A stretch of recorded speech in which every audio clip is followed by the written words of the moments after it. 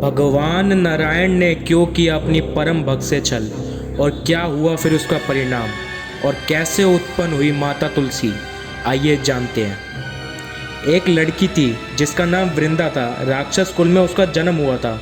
बचपन से ही भगवान विष्णु की परम भक्त थी और भगवान की सेवा पूजा करती थी। जब वह बड़ी हुई तो उसका विवाह राक्षस कुल में दानवराज जलंधर से हो गया। जलंधर समुंदर से उत्पन्न हुआ था। वृंदा बड़ी पतिव्रता स्त्री थी, सदा ही अपनी पति की सेवा करती थी। एक बार देवता और दानवों में युद्ध हुआ।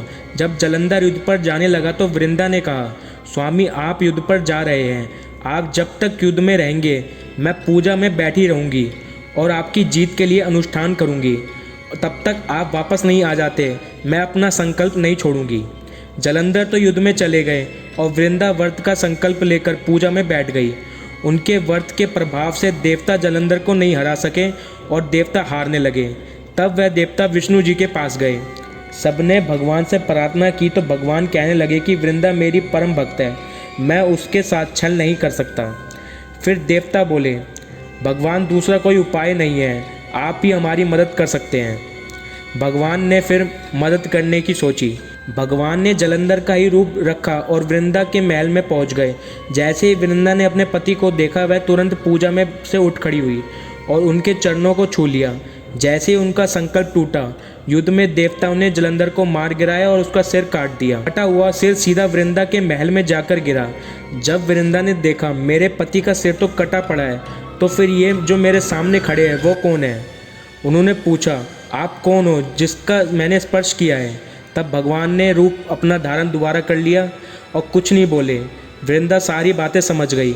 उन्होंने भगवान को श्राप दे दिया कि आप पत्थर के हो जाओ, और भगवान तुरंत पत्थर के हो गए। सभी देवता हाहाकार करने लगे। लक्ष्मी जी रोने लगी, प्रार्थना करने लगी। तब वृंदा जी ने भगवान को वापस वैसे ही कर दिया और अपने पति का सिर लेकर सती हो गई। उनकी राख से एक पौधा निकला।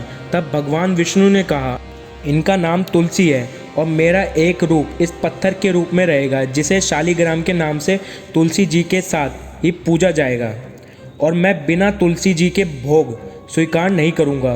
तब से तुलसी जी की पूजा सभी करने लगे और तुलसी जी का विवाह शालिग्राम जी के साथ कार्तिक मास में किया जाता है। देव उठनी एकादशी के दिन इसे तुलसी विवाह के रूप में मनाया जाता है। क्या आज से पहले आपको बात पता थी? अगर नहीं बताई वीडियो को लाइक करें, शेयर करें, चैनल को सब्सक्राइब करना ना भूलें।